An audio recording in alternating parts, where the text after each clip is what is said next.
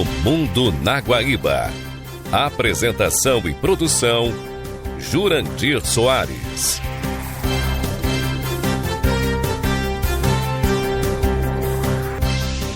Boa noite.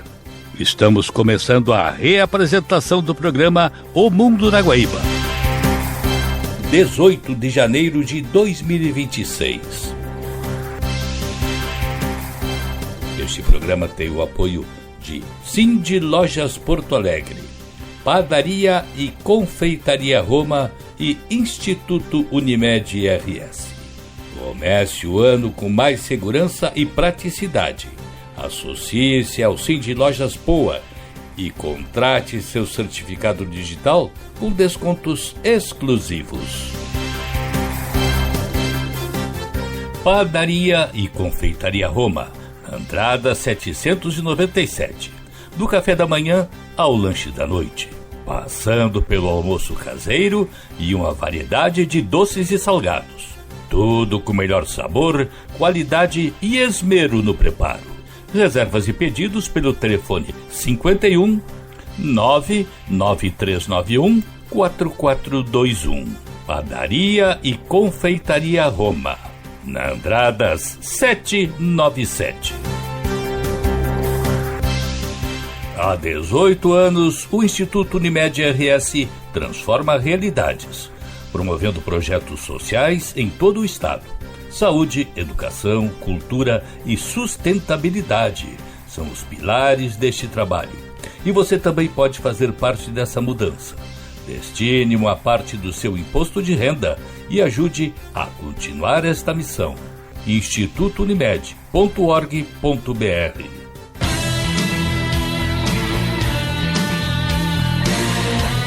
No programa de hoje, vamos falar sobre a conversa de Trump com a líder atual da Venezuela, Delcy Rodrigues, e a líder da oposição, Maria Corina Machado. A importância do petróleo venezuelano para os Estados Unidos. Ucrânia sem aquecimento e com 12 graus negativos. O que foi o poderoso Império Persa? A truculência do regime dos ayatolás e o redesenho do Oriente Médio.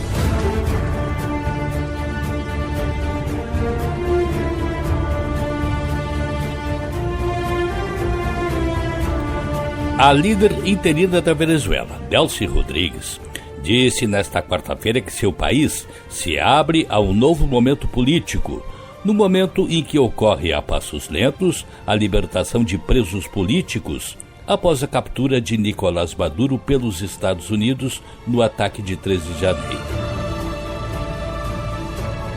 A mensagem é uma Venezuela que se abre a um novo momento político, que permita o entendimento a partir da divergência e da diversidade política e ideológica, disse Delcy a jornalistas do Palácio Presidencial de Miraflores, em Caracas. A líder tem variado entre uma retórica de enfrentamento a Washington, voltada para sua base de apoio interna, e um tom mais conciliatório com o presidente Donald Trump, direcionado à comunidade internacional. Nesta quarta-feira, ela afirmou em sua conta no Telegram que teve uma longa, produtiva e cortês conversa telefônica com Trump, conduzida em um ambiente de respeito mútuo. Discutimos uma agenda de trabalho bilateral para o benefício de nossos povos, bem como questões pendentes na relação entre os nossos governos, afirmou ela. A declaração ocorreu após Trump anunciar que a chamada havia ocorrido. Discutimos muitas coisas. Acho que tudo está indo muito bem na Venezuela, disse o presidente a jornalistas no Salão Oval. E a propósito de Venezuela, o jornalista Roberto Cabrini, da Rede Record, foi o único brasileiro a entrar na Venezuela durante os episódios que resultaram na captura de Nicolás Maduro. Em entrevista para o programa Domingo Espetacular da Record, Cabrini recordou alguns pontos da sua cobertura.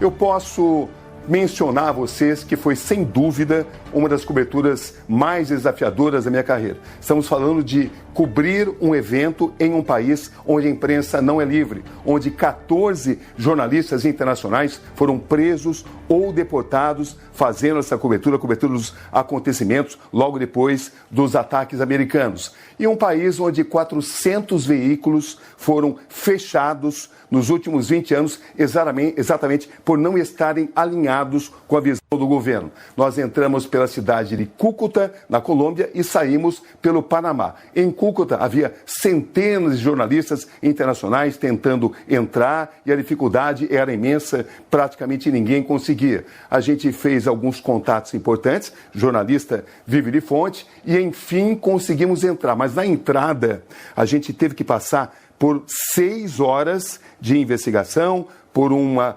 entrevista minuciosa do Serviço de Inteligência da Venezuela, para que, enfim, conseguíssemos entrar. E agora, uma das reportagens de Cabrini, quando esteve em Caracas. Agora estamos em Lagunita, onde encontramos uma sequência quase interminável de mansões em geral habitadas pelos empresários amigos do regime. Algumas casas aqui chegam a valer até 50 milhões de dólares. Nesse país de contrastes, mansões milionárias como essa disputam espaço com imensas favelas, como aquela ao fundo, onde vive a maior parte da população. O número de pessoas que vivem nessas condições cresceu nas últimas décadas. Para a oposição do governo, aqui também vivem os narcotraficantes, que o chavismo protege, e o seleto clube de magnatas do petróleo. Os homens que exploram a riqueza da maior reserva do mundo e que, entretanto, não está nem entre os 100 maiores produtores do chamado ouro negro, devido à corrupção e à má administração. Em Caracas, mesmo depois da Operação Americana, não faltam bolsões e privilegiados, como esse restaurante funciona junto com o comércio, ambos sofisticados. Aqui, com ou sem Maduro, não há crise, muito menos escassez. Do outro lado, há centenas de favelas onde vive metade da população da capital. Estamos entrando nesse momento no bairro 23 de Janeiro, aqui em Caracas, a base principal dos grupos paramilitares venezuelanos. São moradias modestas, onde o chavismo cultivou simpatizantes movidos pelos programas sociais que seus opositores classificam sempre de clientelismo e controle político. Frente de Coletivos Revolucionário Sérgio Rodrigues. Importante grupo paramilitar aqui em Caracas. Esta é uma área considerada importante, estratégica para a sustentação do chavismo. O novo governo de Delcy Rodrigues, antes vice de Maduro, sabe que para sobreviver vai precisar concordar em proteger os interesses americanos no país e, ao mesmo tempo, se equilibrar entre as forças paramilitares conhecidas como coletivos, que buscam manter o controle territorial e a influência política do chavismo, sempre espalhando o terror e a tática das ameaças. Essa é a prisão de Helicoide aqui em Caracas, onde estão mais de 800 presos políticos. Numa tentativa de diplomacia, parte deles está sendo liberada. Entidades internacionais de direitos humanos denunciam que o número é irrisório. Até agora, pouco mais de 10 presos políticos foram soltos.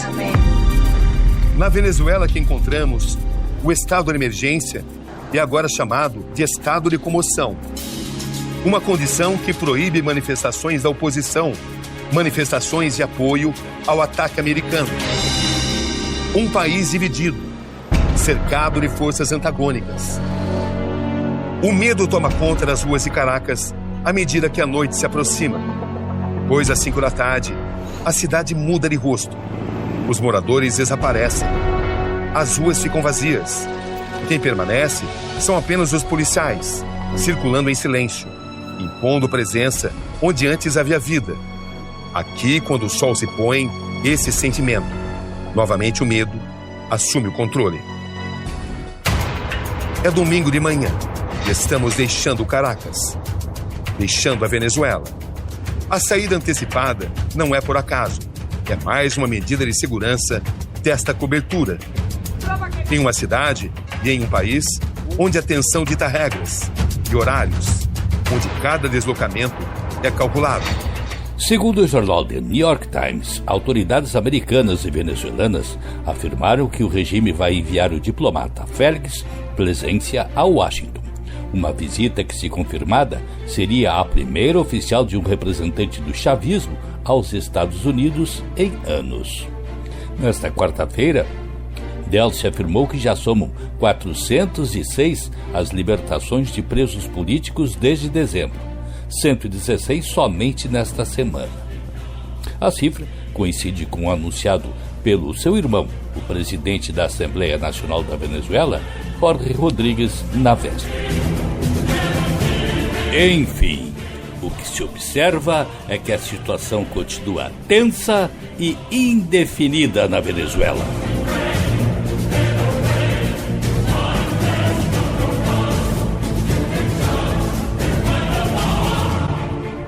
A seguir,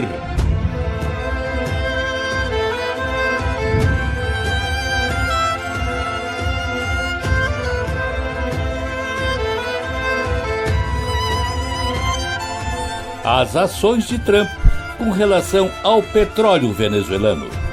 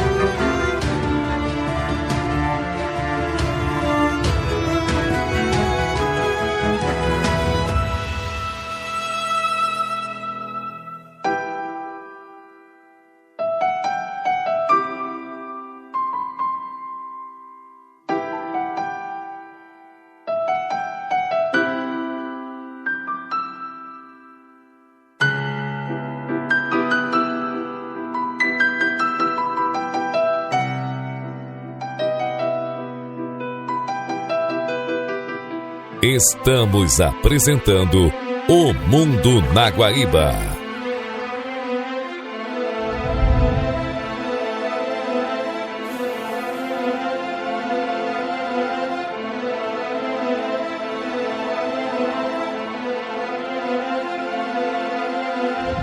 Saltou aos olhos de todo mundo que um dos principais interesses do presidente Donald Trump, ao fazer a sua ação na Venezuela, que resultou no sequestro do ditador Nicolás Maduro, é o petróleo. Petróleo que os Estados Unidos são o maior produtor mundial, mas assim mesmo querem mais. E por quê? Quais os interesses que estão envolvidos nessa questão? Thales, do canal Elementar, nos dá os detalhes. Os Estados Unidos produzem mais petróleo do que qualquer outro país do mundo. E o presidente Trump adora falar sobre o assunto. Take the oil. Keep the oil. Pegar o petróleo, ficar com o petróleo, perfurar, baby, perfurar. Drill, baby, drill. Mas ele não fala apenas sobre o petróleo americano. We're going to have presence in Venezuela as it pertains to oil. Vamos ter uma presença na Venezuela no que diz respeito ao petróleo. Então, por que ele está interessado em mais petróleo quando os Estados Unidos já têm tanto? Para entender isso, precisamos ir mais a fundo na questão e entender como o petróleo influenciou os Estados Unidos e o mundo. O petróleo fornece energia para nosso transporte e nossas casas, mas também é usado para fazer plástico, asfalto e até protetores labiais.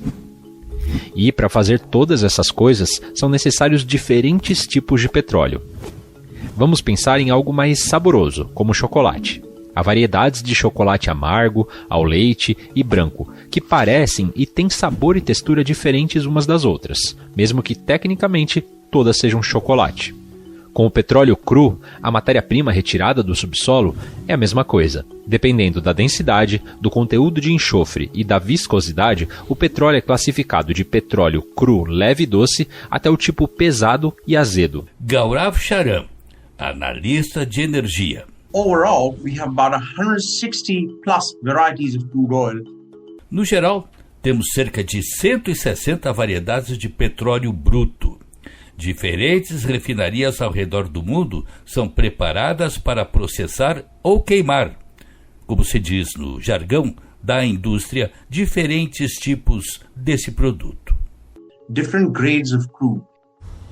É mais fácil refinar o petróleo leve que o pesado, que é mais espesso. O tipo mais leve é usado para produtos como gasolina e combustível de aviões, enquanto o pesado é usado para abastecer navios ou como matéria-prima para asfalto, protetor labial e outras coisas. E isso geralmente se reflete no preço. O petróleo leve vale mais do que o pesado, então ele é mais caro na hora da compra. E isso é chave para entender o petróleo americano. Em 2025, os Estados Unidos venderam mais de 13 milhões de barris por dia. Mas, ao mesmo tempo, compraram de outros países quase 2 milhões de barris por dia. E por que eles simplesmente não ficam com os barris que produzem? Isso tem a ver com aquela diferença do petróleo leve e o pesado. O petróleo americano é 80% leve. Mas a maioria das refinarias americanas, como as que atuam no Golfo do México, foram feitas para lidar com o petróleo pesado. Isso porque a maior parte do petróleo disponível nos Estados Unidos no século XX era do tipo pesado e azedo, que era importado da América Latina e do Canadá. Mas no começo dos anos 2000, aconteceu uma mudança dramática na produção de petróleo americana. Avanços na tecnologia permitiram que o petróleo leve, preso em rochas de xisto, pudesse ser extraído em escala industrial. Na prática, isso representou uma incompatibilidade entre a maior parte do petróleo disponível nos Estados Unidos e o tipo que eles estavam preparados para refinar. Ainda Gaurav Charan.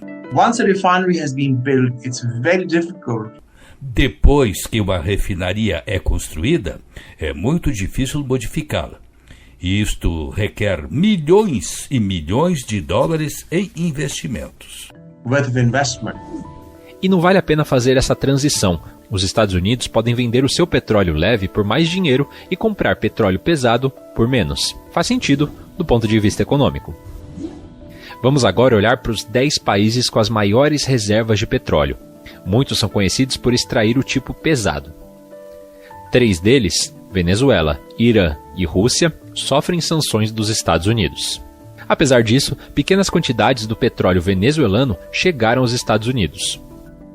Isso porque, assim que a Venezuela descobriu suas reservas de petróleo, foram principalmente empresas americanas que ajudaram a criar essa indústria no país. E essa aliança comercial para a extração de petróleo continuou por boa parte do século XX. Carmen Beatriz Fernandes, da Universidade de Navarra. Unlike other Latin American countries, Venezuela maintained this positive relationship with the United States. Ao contrário de outros países latino-americanos, a Venezuela manteve um relacionamento positivo com os Estados Unidos, mesmo durante o processo de nacionalização de 1976. Foi sempre positivo. Obviamente, eles tiveram altos e baixos, mas as relações sempre foram positivas. Grace Livingstone, do Centro de Estudos Latino-Americanos da Universidade de Cambridge. Obviously, they had highs and lows, but always was a positive relationship. Mas o ponto de virada aconteceu quando o líder socialista Hugo Chávez chegou ao poder em 1999. Ele reforçou o controle do Estado sobre a indústria petrolífera. He put tougher conditions on foreign oil companies, and that's what the US government and US oil companies didn't really like. Ele impôs condições duras para petrolíferas estrangeiras. E foi isso que os Estados Unidos e empresas americanas não gostaram. Quando Hugo Chávez morreu em 2013, Nicolás Maduro virou presidente e continuou com as mesmas políticas.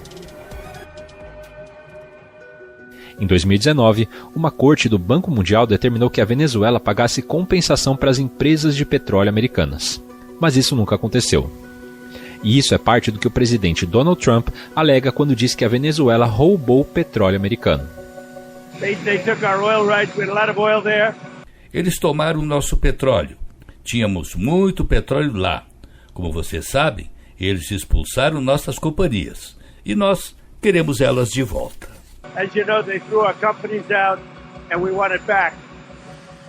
A Venezuela nega as acusações. A tensão entre os dois países escalou ao final de 2025, quando militares americanos tomaram navios petroleiros e bloquearam portos venezuelanos. Trump disse que isso era para combater o narcoterrorismo.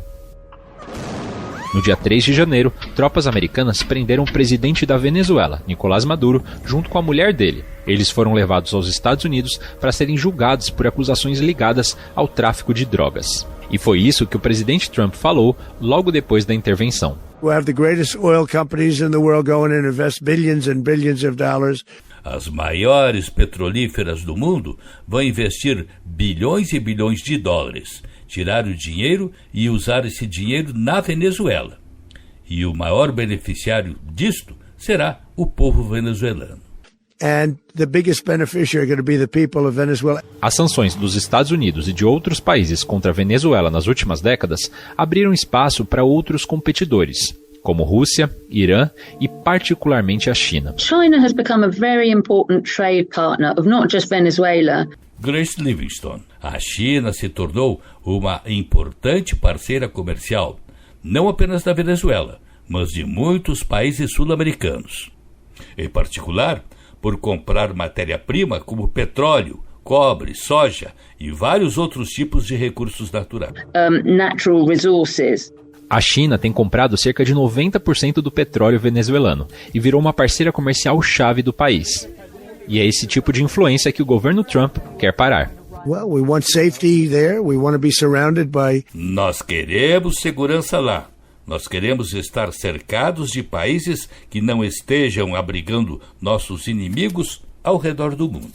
Countries that aren't housing all of our enemies all over the world. Em relação ao petróleo venezuelano, as coisas não vão mudar tão rápido assim. Mesmo que esse país tenha as maiores reservas conhecidas, o que dá cerca de 303 bilhões de barris, ele exporta menos do que 1 milhão de barris por dia. Isso por causa das sanções e das décadas de falta de investimentos e problemas na gestão dos recursos. Gaurav Sharma. The infrastructure has to be, in some cases, believe it or not, rebuilt. A infraestrutura tem que ser, em alguns casos, acredite ou não, reconstruída do zero. Estamos falando de uma janela de 3 a 4 anos antes de qualquer aumento significativo na produção de petróleo bruto venezuelano. E mesmo que exista um incentivo para o uso de energias renováveis diante das preocupações com as mudanças climáticas, o petróleo ainda tem um papel crucial na ordem global. The oil industry over the last century or so has been... A indústria petrolífera, ao longo da última década, tem sido uma imensa fonte de riqueza. É uma indústria multibilionária que transformou o destino de nações de um dia para o outro. O que é a mais profunda verdade. Basta observar aquelas monarquias do Golfo, o que eram décadas passadas e as potências que são hoje.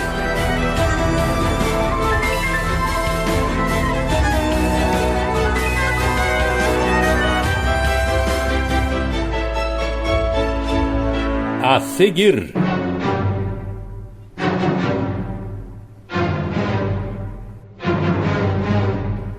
Ucrânia. sob bombardeio, sem energia e com 12 graus negativos. Estamos apresentando O Mundo na Guaíba.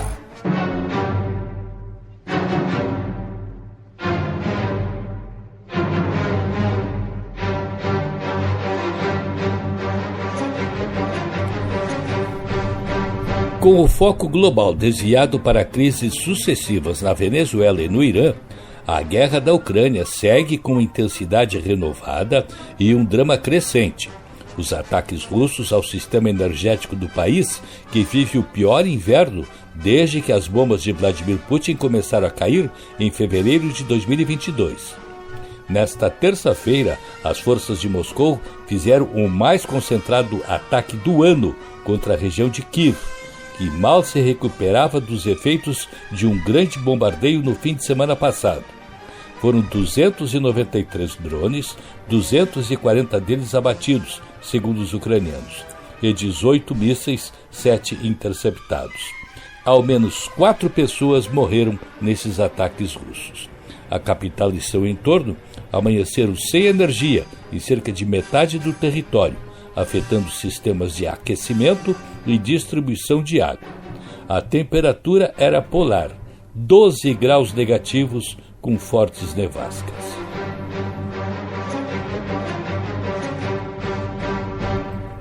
A Rússia precisa entender que o frio não vai ganhar a guerra, disse no X o presidente Volodymyr Zelensky.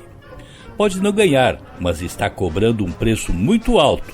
Comparada a todos os invernos anteriores, esta é a pior situação, disse Olena Pavlenko, chefe da consultoria energética Dixie Group, ao jornal Kyiv Independent.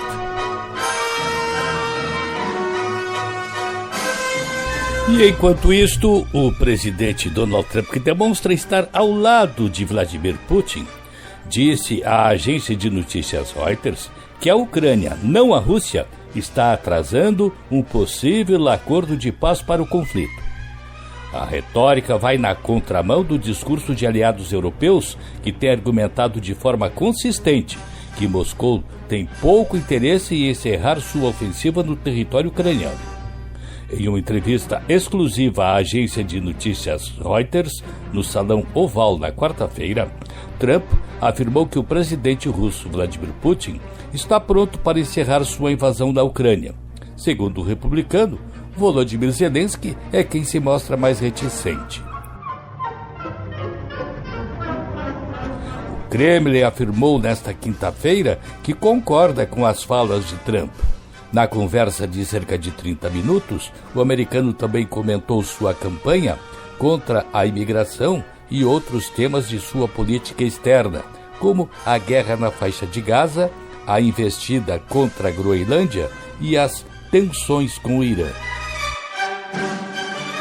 Pois justamente a propósito da Groenlândia, ilha que pertence à Dinamarca, país parceiro dos Estados Unidos na OTAN, a Europa resolveu mobilizar uma força militar nesta semana para aquela ilha, num sinal de proteção e protesto contra as ações de Trump.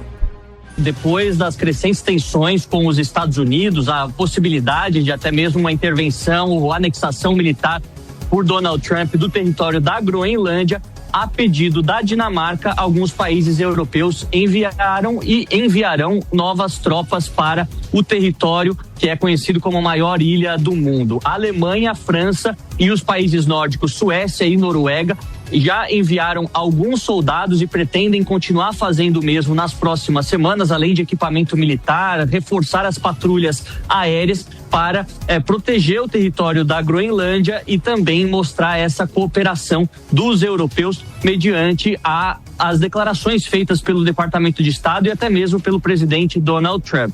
Esse território, que é semi-autônomo, portanto tem a sua soberania dependente da Dinamarca, esteve sobre fortes ameaças dos Estados Unidos, né?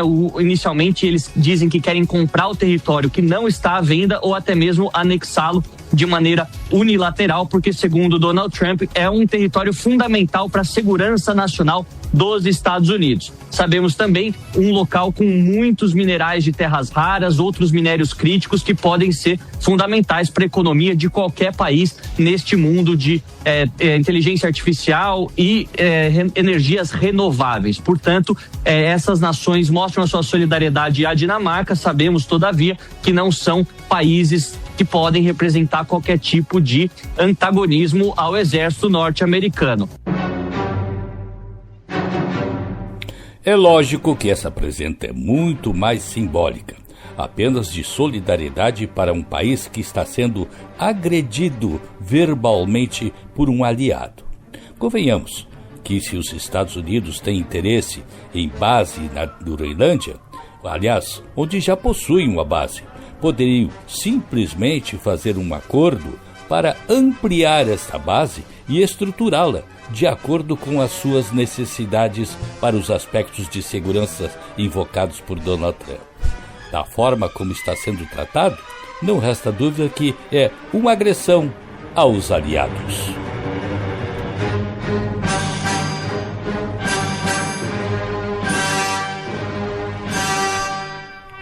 A seguir...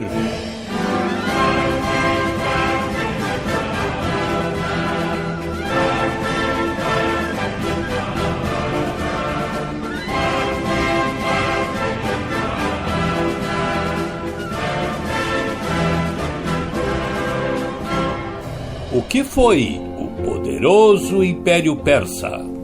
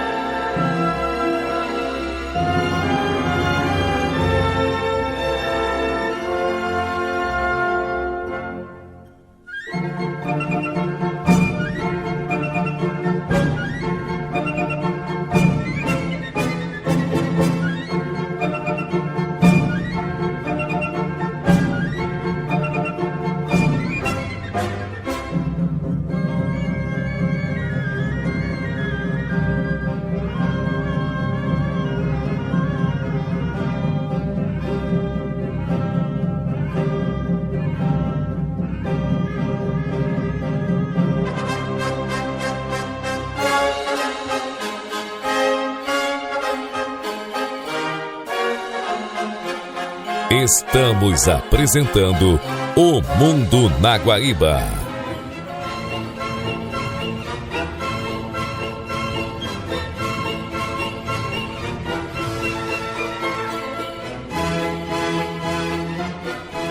O Irã, até 1935, era conhecido como Pérsia, o nome que remete a um dos maiores impérios da antiguidade, liderado por figuras lendárias como Ciro, Dário, Xerxes e outros.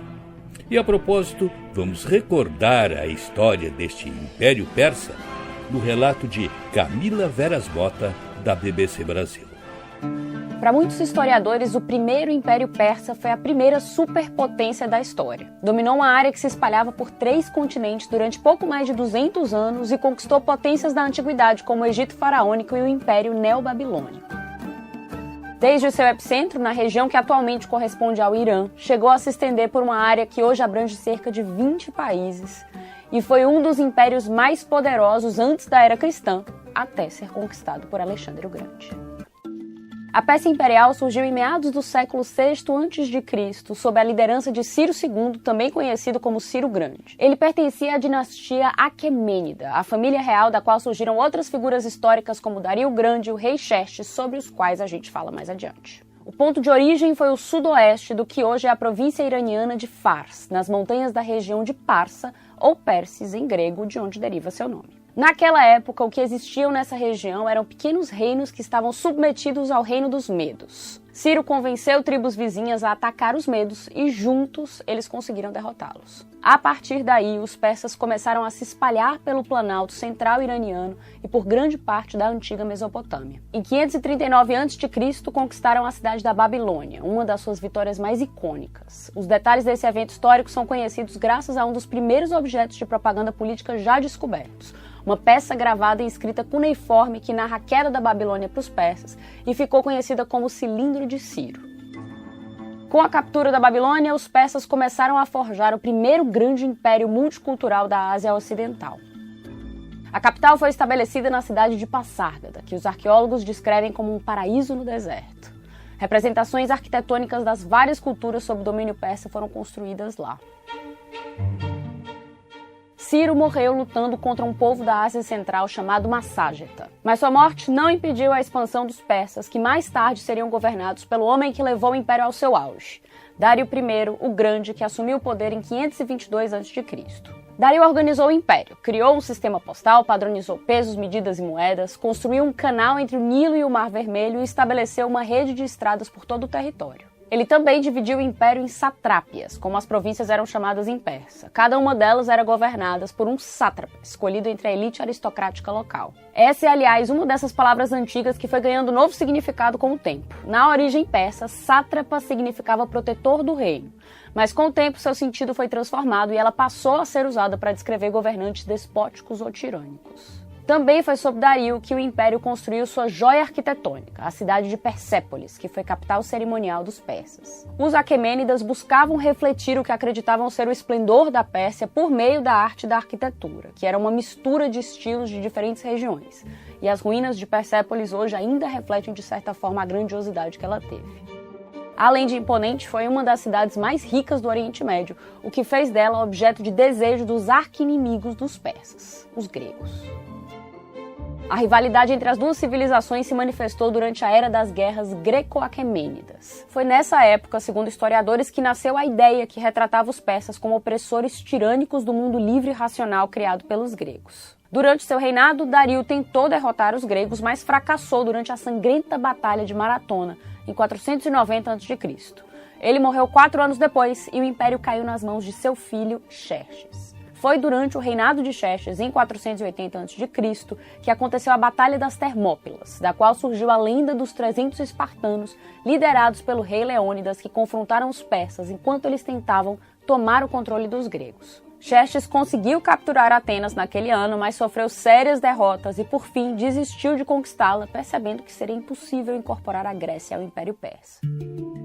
Daí para frente, por cerca de um século e meio, o Império Persa enfrentou rebeliões internas, a perda e reconquista do Egito, o esmagamento de uma revolta em Sidon, no atual Líbano, e uma sucessão de assassinatos de membros da realeza. Sua primazia permaneceu incólume por 200 anos, até que na antiga Macedônia surgiu o rei que colocaria fim à hegemonia, Alexandre o Grande, que invadiu a Pérsia em 330 a.C. O rei Dario III não conseguiu conter o avanço das tropas de Alexandre e, enquanto fugia para tentar reagrupar seus soldados, foi assassinado por seu próprio primo Besso, que brevemente se autoproclamou rei dos Aquemênidas. Alexandre saqueou e incendiou Persépolis, disse que levou consigo 200 carroças carregadas de ouro e prata. Alguns historiadores debatem se esse ataque à capital teve como objetivo apagar a cultura e a identidade dos persas, ou mesmo vingar o saque de Atenas liderado por Xerxes 150 anos antes. Mas a pergunta que muitos especialistas se fazem é como o primeiro Império Persa sobreviveu por tanto tempo. A revista digital da BBC History Extra aponta em um artigo que o fator-chave teria sido o controle da dinastia dos Aquemênidas sobre o trono. A família administrou o império como uma espécie de negócio familiar e, embora houvesse rebeliões internas, elas não tinham como objetivo dividir o império, mas sim assumir a liderança da família real. A morte de Dario III, para os historiadores, marca o fim do império. No período seguinte, o mundo entrou em uma nova fase na história, na qual Alexandre o Grande estabeleceu um novo império que eclipsou os dias de glória da Pérsia Imperial. A Pérsia tornou-se oficialmente Irã em 1935, quando Shah Reza Pahlavi emitiu um decreto para unificar o nome e fortalecer a identidade nacional. Embora o termo Irã, que significa terra dos arianos, já fosse usado internamente pelo povo há séculos, enquanto Pérsia era o nome usado pelos estrangeiros. A origem do nome Pérsia vem de Pars ou Fars, uma província no sul do Irã, e era como os gregos e europeus se referiam ao país. Portanto, Pérsia se tratava apenas de uma província. Daí a mudança do nome Irã para envolver todo o país.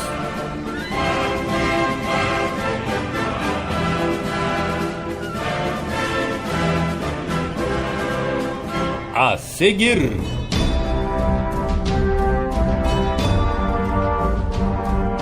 a truculência do regime dos ayatolás. Estamos apresentando O Mundo na Guaíba.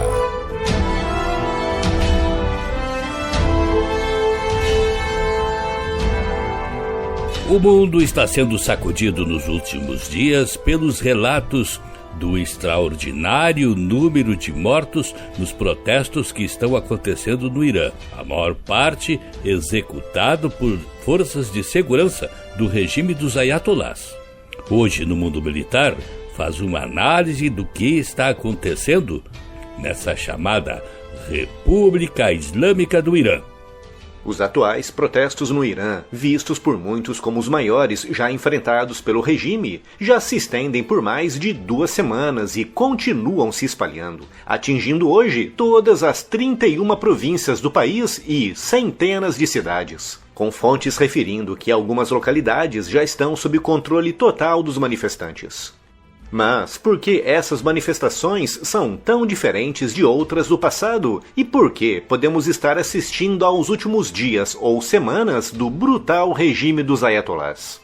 O gatilho imediato de tudo isso foi econômico, após o colapso do real, piora acelerada do custo de vida, medidas de política cambial e um sentimento de que a população estava pagando a conta de tudo, das sanções, do isolamento, da corrupção e da prioridade dada pelo regime para os seus programas de mísseis, de armas nucleares e, principalmente, do seu gigantesco esforço para formar, treinar, armar e manter dezenas de grupos terroristas espalhados pela Síria, Iraque, Líbano, Gaza e Iêmen. Portanto, o que começou como protesto por condições de vida evoluiu para um protesto de legitimidade, com os manifestantes não pedindo apenas mudança econômica, pedindo mudança de regime. A resposta iraniana seguiu a sua prática habitual de repressão e violência, aplicados agora com intensidade máxima, com organizações de direitos humanos e vídeos captados no local, comprovando o uso de munição real pelas forças de segurança. O número de mortos é o dado mais sensível, porque o próprio regime restringe informação através de bloqueios de comunicação, dificultando a confirmação plena, com estimativas indo de algumas centenas de mortos e milhares de detidos para mais de 6.000 mortos e dezenas de milhares de presos. E talvez uma das imagens mais simbólicas dessa crise seja a tentativa de apagar o país da internet, com um apagão nacional que já dura mais de 100 horas, com restrições severas a sites estrangeiros e comunicação. Em desespero, os iranianos tentam recorrer a sistemas de comunicação via satélite, como a Starlink de Elon Musk, que anunciou a gratuidade do serviço até fevereiro. Mas o regime também está caçando essas antenas, com drones sobrevoando os telhados dos prédios e casas à procura de antenas, e com sistemas eletrônicos interferindo no sinal. Isso serve para duas coisas ao mesmo tempo: impedir a coordenação de protestos e dificultar que provas de abusos saiam do país. Mas por que essa onda atual de protestos é tão diferente das anteriores? O Irã já viveu ciclos fortes de protestos, como em 2009, 2017, 2019 e 2022, mas o regime, através da violência e da repressão, sempre sobreviveu. Mas agora, muitos analistas afirmam que é diferente, por 3 motivos principais, começando pela economia. A economia não está só ruim, ela autenticamente colapsou, passando a afetar agora todos os estratos sociais. O segundo motivo é que desta vez os protestos se espalharam por todo o mapa e o regime, apesar de ter à sua disposição uma gigantesca máquina de repressão, não tem condições de atuar com força total em todos os pontos, precisando agora escolher onde atuar. E, finalmente, há o motivo geopolítico, com o regime iraniano passando por um momento crítico depois da Guerra dos 12 Dias. Esse conflito, que decorreu entre os dias 13 e 24 de junho de 2025, resultou na destruição de grande parte das defesas aéreas iranianas por Israel, levando a uma situação inimaginável há apenas alguns meses, com Israel obtendo a superioridade aérea e a liberdade total de movimento sobre a capital, Teherã. O ataque americano, que afetou duramente o programa nuclear iraniano, também serviu para enfraquecer ainda mais o regime. Tudo isso transmitiu para grande parte da sociedade iraniana um claro sinal de humilhação, fraqueza e incompetência, com as manifestações ganhando força e dimensão muito por conta justamente dessa percepção. Segundo muitos analistas e líderes internacionais, como o chanceler alemão Friedrich Merz, o regime iraniano pode estar em seus últimos dias e semanas, com muitos países colocando a legitimidade do regime em xeque, argumentando que depender de violência para se manter no poder é sinal de que o controle acabou. A atual crise econômica profunda, a percepção de que não há saída rápida e fácil para essa crise, a escala nacional dos protestos, a resposta brutal do regime e o abalo do prestígio após a Guerra dos 12 Dias, criaram um pano de fundo que torna esses protestos muito mais graves e sérios para o regime do que outros no passado. E ainda temos que contar com a pressão externa, com o presidente Trump sinalizando a sua disposição em atacar o Irã se o massacre dos manifestantes continuar. Mas não podemos nos esquecer que, para que um regime caia, além de manifestações, é preciso que setores das Forças Armadas e das Forças de Segurança abandonem o governo. E isso é algo que até agora não aconteceu, com Teherã mantendo ainda o controle total sobre os militares e as suas forças de repressão. Sem armas ou sem militares ao seu lado, os manifestantes podem fazer barulho e atrair a atenção e a indignação internacional, mas dificilmente podem levar à queda de um regime, principalmente um como o iraniano. Por isso, esse ponto, atrair comandantes e unidades militares para o lado dos manifestantes, é crucial para a queda do regime, mas isso é algo que, como eu disse, ainda não vimos.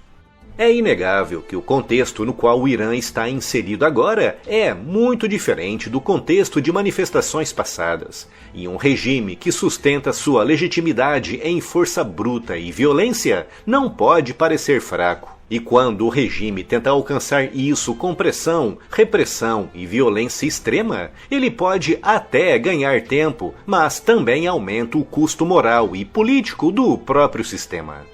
Os ayatolás ainda controlam totalmente os seus militares e as suas forças de repressão. Mas, se a violência interna continuar aumentando e se a pressão internacional apertar, o que pode envolver até mesmo ataques americanos contra alvos do regime, a previsão de Friedrich Merz pode estar correta e podemos estar agora diante dos últimos dias ou semanas de um dos mais brutais e opressores regimes da atualidade. O fato é que depender da violência para se manter no governo significa que o poder acabou.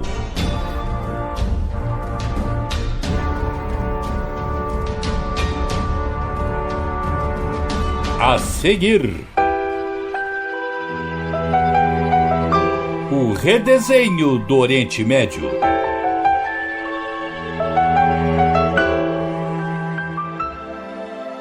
Estamos apresentando O Mundo na Guaíba.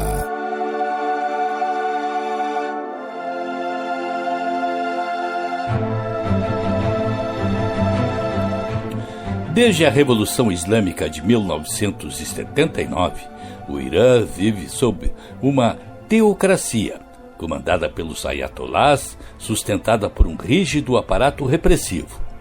Ao longo das décadas, protestos populares foram sistematicamente esmagados com prisões em massa, torturas e execuções sumárias. Nos últimos anos, manifestações motivadas por demandas básicas, liberdade, direitos das mulheres, empregos e dignidade, passaram a ser tratadas pelo regime como crimes contra o Estado. A resposta tem sido brutal: penas de morte, julgamentos sumários e intimidação generalizada. Esse histórico consolidou uma imagem negativa do país no cenário internacional, gerando repulsa no chamado mundo civilizado, que vê no Irã um símbolo de autoritarismo religioso e violação permanente dos direitos humanos. A repressão política caminha lado a lado com o colapso econômico. Apesar de possuir uma das maiores reservas de petróleo e gás do planeta, o Irã enfrenta inflação elevada, desemprego crônico e perda constante do poder de compra da população. Sanções internacionais ajudam a explicar o quadro, mas não são a única causa. O próprio regime contribuiu para afundar a economia ao priorizar gastos ideológicos e militares em detrimento do bem-estar social. Bilhões de dólares foram drenados para sustentar um projeto de poder regional que pouco ou nada retorna ao cidadão comum. A precarização da vida cotidiana tornou-se um dos principais combustíveis dos protestos, revelando o abismo entre a elite clerical e a sociedade iraniana.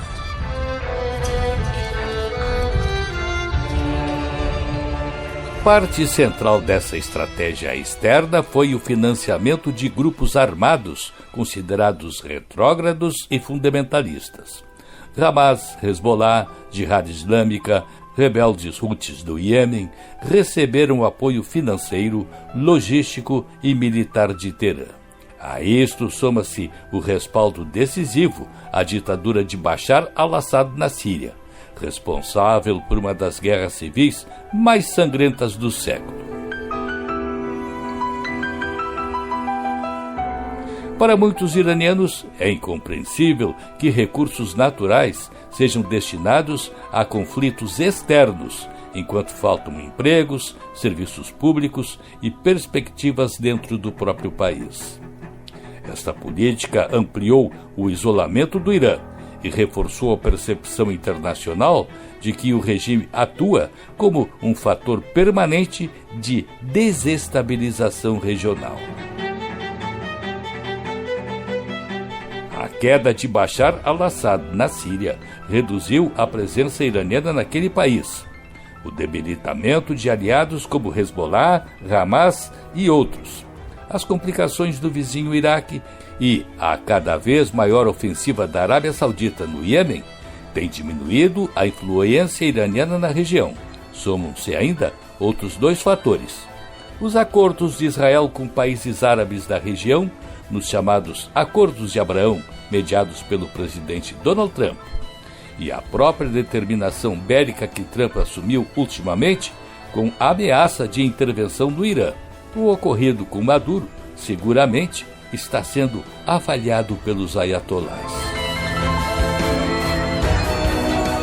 Hoje, a rejeição ao regime dos ayatolás não se limita mais aos Estados Unidos e seus aliados tradicionais.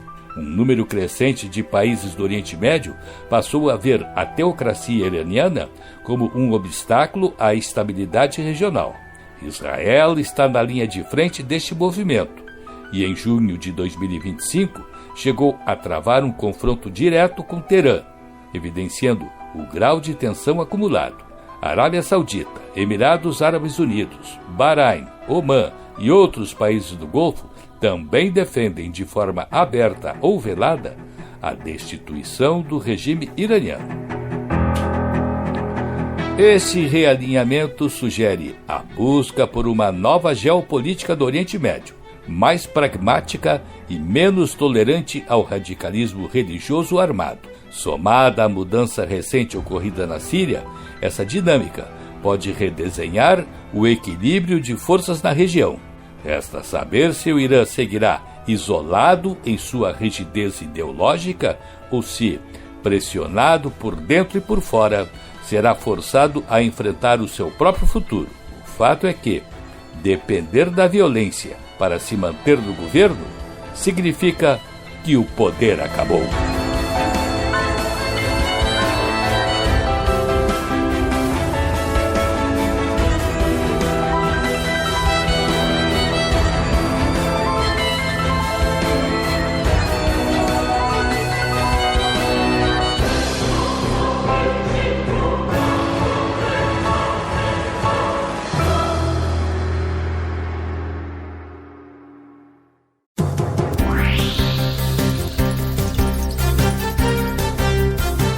O programa de hoje teve o trabalho na técnica de Cleiton Lopes. Mesa de áudio, Jefferson Gomes.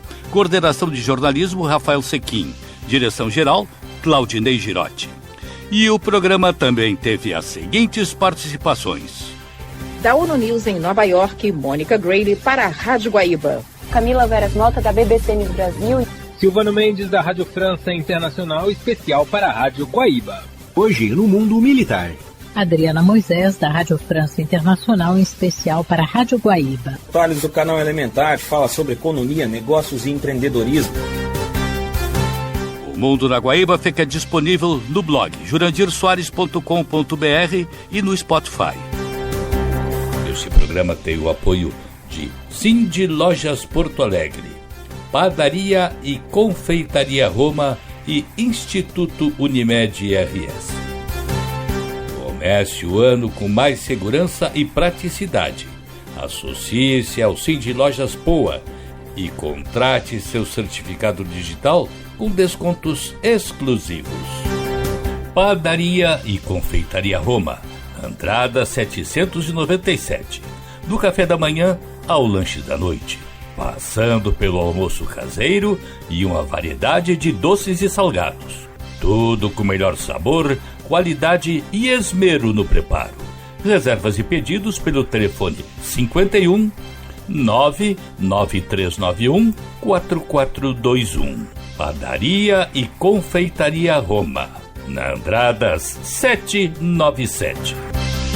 Há 18 anos, o Instituto Unimed RS transforma realidades, promovendo projetos sociais em todo o estado. Saúde, educação, cultura e sustentabilidade são os pilares deste trabalho. E você também pode fazer parte dessa mudança. Destine uma parte do seu imposto de renda e ajude a continuar esta missão. institutounimed.org.br. O Mundo na Guaíba volta no próximo sábado. Um bom fim de semana para todos. Você ouviu O Mundo na Guaíba. Apresentação e produção, Jurandir Soares.